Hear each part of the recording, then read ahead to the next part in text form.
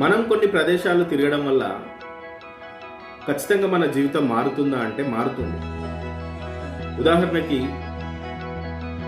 ముస్లిం సోదరులు మక్కాకు వెళ్ళినప్పుడు, క్రైస్తవ సోదరులు ఇజ్రాయెల్ విజిట్ చేసినప్పుడు, భారతీయులు వారణాసి, కాశీ, తిరుమల తిరుపతి దేవస్థానం, కేదార్నాథ్, రిషికేశ్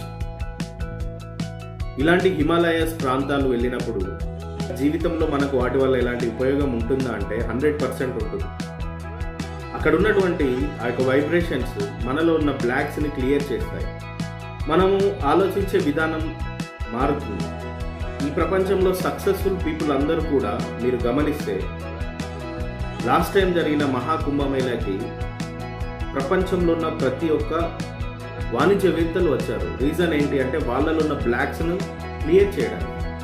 సో మీరు జీవితంలో ఇంకొంచెం అడుగు ముందుకెయ్యాలి, మేము ఇంకొంచెం డెవలప్ అవ్వాలి, నా కుటుంబం బాగుండాలి, నేను నా యొక్క ఆలోచన దృక్పథాన్ని మార్చుకోవాలి అని మీరు అనుకుంటే విజిట్ చేయాలి.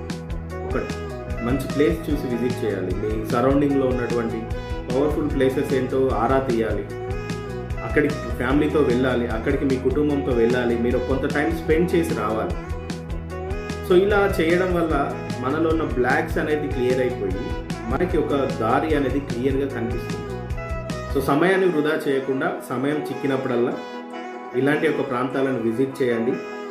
కొత్త ప్రాంతాలకు మీరు వెళ్తే ఈ అరుణ్ గీక్స్ తెలుగు ఛానల్లో కామెంట్స్లో మీరు వెళ్ళిన ప్రాంతాల గురించి డీటెయిల్స్ ఇవ్వండి. Thank you very much. Thank you for watching.